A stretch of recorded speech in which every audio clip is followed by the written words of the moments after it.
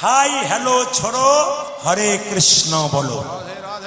আপনারা কতখানি মোবাইল দেখেন আমি জানি না, কিন্তু ইউটিউবের মাধ্যমে দেখতে পাবেন বাবারা বা যারা আমার ভাইরা আছে যারা ইউটিউব দেখে, একটা বাচ্চা ছেলে কিন্তু ভাইরাল হয়েছে। তার নাম কি বলুন তো? বাচ্চা ভাগবত দাস। দেখেছেন কিনা জানি না, এই যে দেখাবেন, অনেকে দেখেছেন আমার দাদারা। ভাগবত দাস, তিলক মালা, বয়স কত? 4 বছর। বলছে একটা গানের অনুষ্ঠানে গেছে, তো একজন বিখ্যাত গায়িকা, তার নাম হচ্ছে নেহা কক্কর। তো সেই মেয়েটি ওই ভাগবত দাসকে জিজ্ঞেস করছে, হ্যালো ভাগবত। তখন ভাগবত বলছে, হাই হ্যালো ছোড়ো, হরে কৃষ্ণ বলো।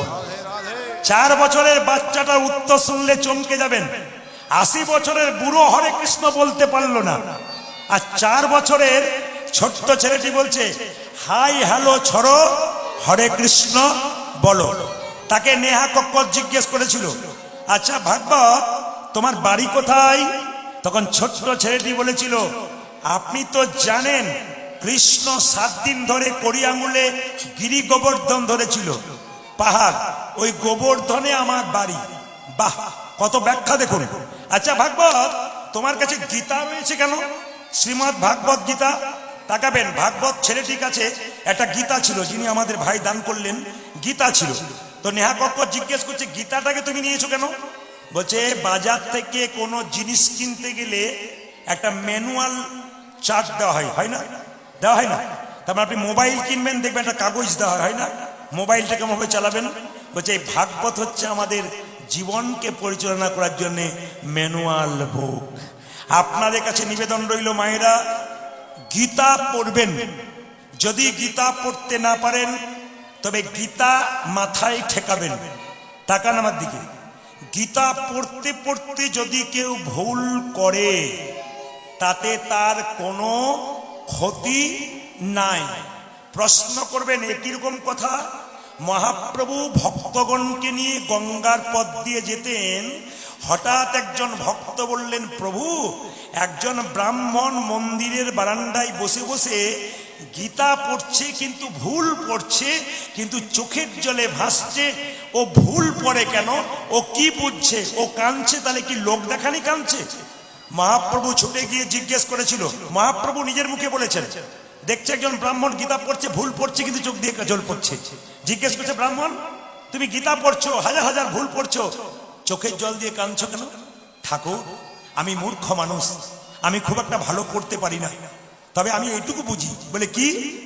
গীতাতে ভগবান শ্রীকৃষ্ণ রথের উপরে বসে আছে, রথ চালাচ্ছে, অর্জুন বসে আছে। কেন? অর্জুন নির্বিঘ্নে বসে আছে, কৃষ্ণ রথ চালাচ্ছে বলে। আমাদের সংসার রথে যদি আমরা কৃষ্ণকে বসাতে পারি, আমরাও নির্বিঘ্নে সংসারে বসে থাকতে পারি। গীতা পড়বেন মায়েরা, গীতা পড়বেন ভাবের সঙ্গে, বুঝুন আর না বুঝুন। কাউকে বোঝাবেন তখন ঠিক পড়বেন, কিন্তু নিজে পড়বেন যদি ভুল হয় তাতেও কোনো ক্ষতি নাই। মহাপ্রভু বলেছেন, এই শ্রেষ্ঠ মানুষ যে গীতা পড়ছে কিন্তু ভাবের সঙ্গে পড়ছে। আমি আপনাদের বলবো, ভালো লাগুক আর না লাগুক, খাও একটু তিতা। তিতো খেলে কি হয় মা? রক্ত পরিষ্কার হয়, শরীরে অনেক রোগ দূর হয়, রোগ দূর হয়, সুগার দূর হয়। কি বলছে? ভালো লাগুক আর না লাগুক, খা একটু তিতা, ইচ্ছা করুক আর না পড়ুক, পড়ো একটু গীতা। গীতা পড়ো হিন্দু ভাই, গীতার মতো জিনিস নাই, গীতাতে কোনো ভুল নাই, গীতার মতো গ্রন্থ নাই। যদি গীতা শ্রেষ্ঠ গ্রন্থ না হতো তাহলে কোর্টে গিয়ে, ও মায়েরা আপনারা বলুন তো, এক জায়গাতে বলা হয়, যাহা বলিব সত্য বলিব, সত্য ছাড়া মিথ্যা বলিব না। কোথায় বলা হয়? জোরে বলুন। কোর্টে? আপনার আগে থেকে যাওয়া আছে নাকি? অন্য জায়গায় বলতে পারে না, আবার এরা বলছে কোর্টে, মানে মাঝে মাঝে মাঝে যায় আর কি, এরা অন্য জায়গায় বলতে পারে না। আচ্ছা মায়েরা, এই দিকে তাকান, গীতাতে হাত দিয়ে কি বলে? যাহা বলিব সত্য বলিব, সত্য ছাড়া। এটার ভেতরে কি আছে? জোরে বলুন। এখন ভয়ে বলছে না, যদি কিছু বলে দিই। কি আছে এর ভেতরে? কি আছে? জোরে বলুন। এক জায়গায় জিজ্ঞেস করছিলাম, দাদা এর ভেতরে কি আছে? বলছে যন্ত্র টন্ত্র কিছু একটা হবে বলে, মানে কিছু বোঝে না। দেখবেন গীতাতে হাত দিয়ে কোর্টে কি বলা হয়?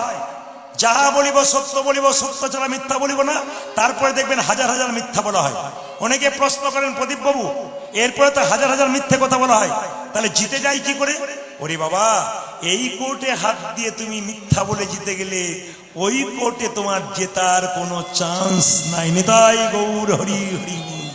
তাই প্রত্যেকটি বাচ্চাকে স্কুল যাওয়ার সময় গীতা দেবেন, মায়েরা গীতা পড়বেন, না পড়তে পারলে গীতা মাথায় ঠেকাবেন।